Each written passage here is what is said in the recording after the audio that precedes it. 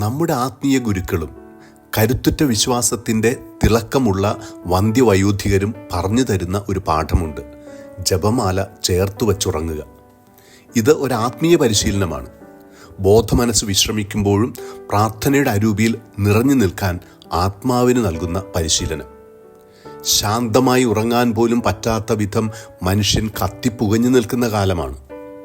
ജീവിതത്തിലെ സങ്കീർണതകളും അതുയർത്തുന്ന അശാന്തമായ മാനസിക അവസ്ഥകളും ഉള്ളിൽ പെരുകുന്ന ആശങ്കകളും ആകുലതകളും അവനെ ഇടവിടാതെ വരിഞ്ഞു മുറുക്കുന്നുണ്ട്.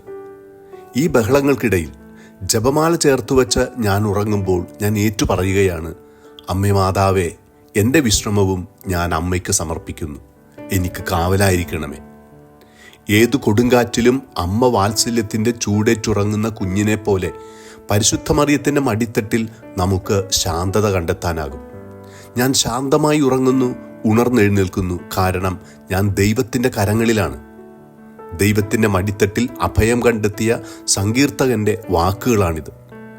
ജപമാല ചേർത്തു പിടിച്ച് നാം ഉറങ്ങുമ്പോൾ നാം അമ്മയുടെ കരവലയത്തിൽ ചേർന്ന് കിടക്കുകയാണ്. ഏതു പ്രതികൂലങ്ങളുടെ കട്ട പിടിച്ച ഇരുട്ടിലും കുഞ്ഞിന് കാവലിരിക്കുന്ന അമ്മയെപ്പോലെ പരിശുദ്ധ മറിയം നമുക്ക് കാവലിരിക്കും. സുഖനിദ്ര നൽകി കാത്തുകൊള്ളും. നേരം പുലരുമ്പോൾ നമുക്ക് മുന്നിൽ ഉയർന്നേക്കാവുന്ന അനിശ്ചിതത്വത്തിൻ്റെ ഭൂതങ്ങൾ കോലം തുള്ളുന്ന ജീവിതത്തിൻ്റെ പാതകളിലും നമ്മെ വിഴുങ്ങുവാൻ കാത്തിരിക്കുന്ന ഗോലിയാത്തുമാർ കളിച്ചു പുളയ്ക്കുമ്പോഴും ഞാൻ തനിച്ചല്ല, അമ്മ കൂടെയുണ്ട് എന്ന വിചാരം നമുക്ക് കരുത്താകും. മറിയം എവിടെയുണ്ടോ അവിടെ യേശുവുമുണ്ട്. ഉറക്കത്തിലേക്ക് വഴുതി വീഴുമ്പോഴും ദൈവമേ, പരിശുദ്ധ മറിയത്തിലൂടെ ഞാൻ അങ്ങിൽ വിലയം കൊള്ളുന്നു എന്ന പ്രാർത്ഥന നമ്മുടെ ഉപബോധ മനസ്സിൽ നിറയും.